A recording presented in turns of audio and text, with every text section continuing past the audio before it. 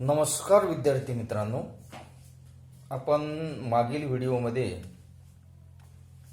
इयत्ता 10वीचं प्रकरण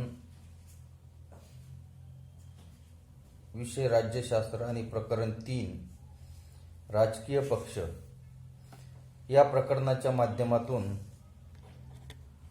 आपण भारतातील पक्ष पद्धतीचे जे बदलते स्वरूप आहे त्या बदलत्या स्वरूपाविषयी आपण जाणून घेतलेलं होतं. आज आपण पुढच्या मुद्द्याकडे वळूयात. पुढचा मुद्दा आहे बघा, राष्ट्रीय पक्ष. बघा 2016च्या आकडेवारीनुसार देशात साधारण 7 राष्ट्रीय पक्ष आहेत आणि त्या 7 राष्ट्रीय पक्षांचा विचार आपल्याला या व्हिडिओमध्ये करायचा आहे. त्यामध्ये पहिला जो पक्ष आहे तो आहे भारतीय राष्ट्रीय काँग्रेस. हा भारतीय राष्ट्रीय काँग्रेस जो आहे या पक्षाची स्थापना ही 1885 ला झालेली आहे आणि या पक्षाचं जे निवडणूक चिन्ह आहे ती आहे हाताचा पंजा. स्वातंत्र्यपूर्व काळात 1885 साली राष्ट्रीय सभेची स्थापना झाली. सुरुवातीच्या काळामध्ये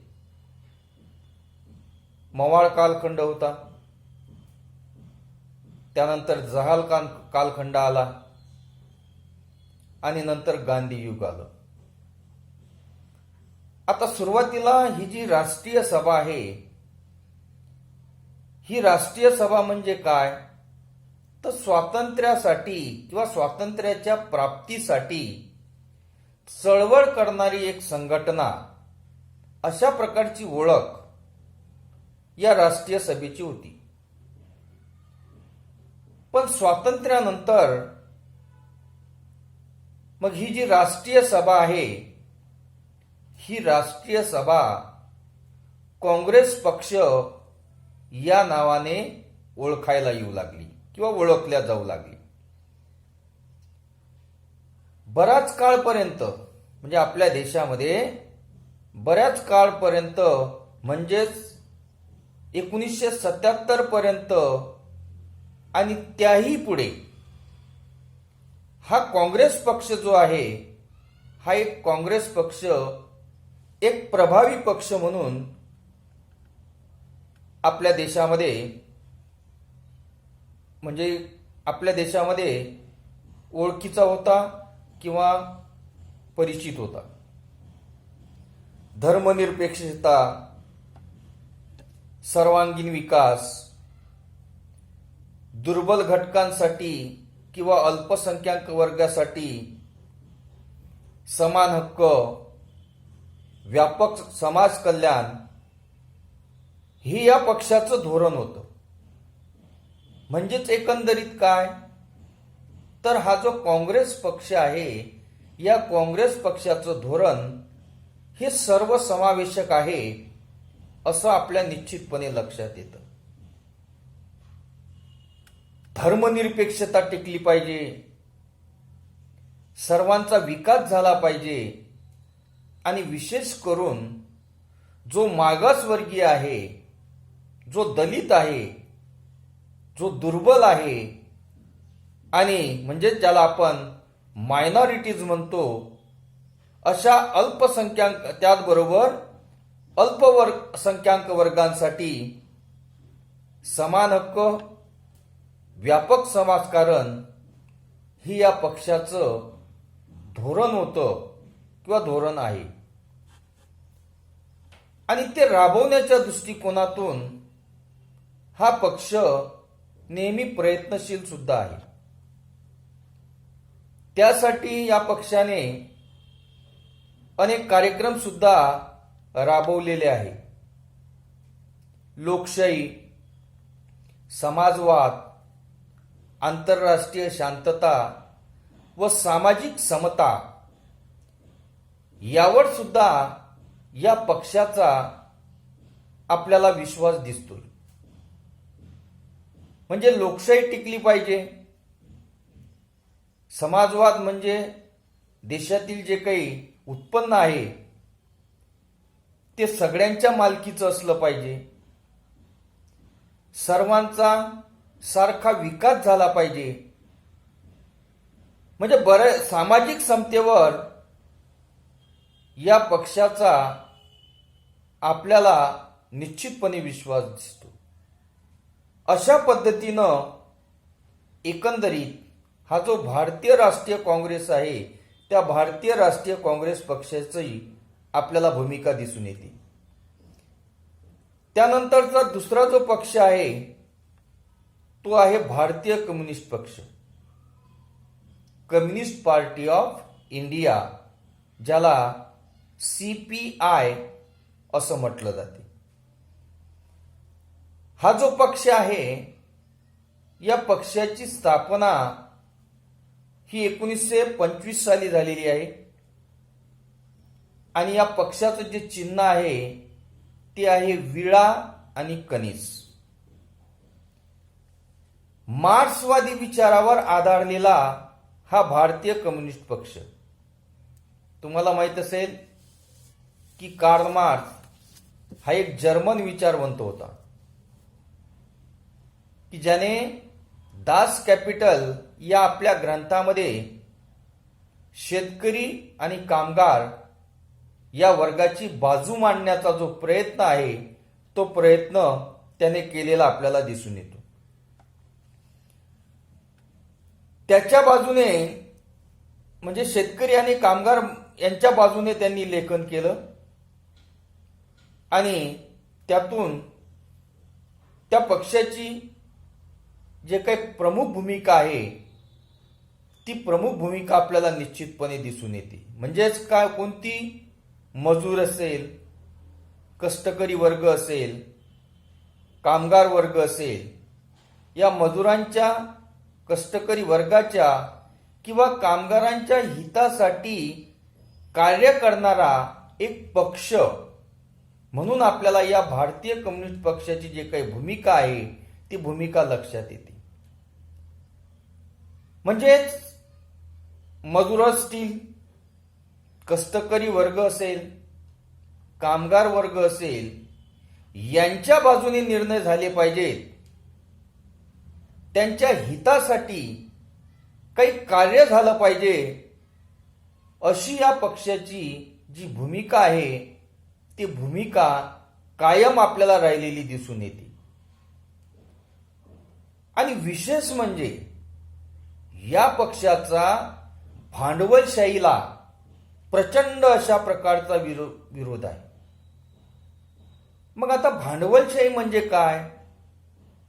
तर भांडवलशाही म्हणजे उत्पादनाची साधनं जे खाजगी मालकीची असतात, ज्याला आपण प्रायव्हेट सेक्टर असं म्हणतो. म्हणजे भांडवलशाहीमध्ये काय असते की जे उत्पादनाची साधनं आहेत ती उत्पादनाची साधनं हे खाजगी मालकीची असतात आणि त्याला हा पक्ष बऱ्यापैकी आपल्याला विरोध करताना दिसतो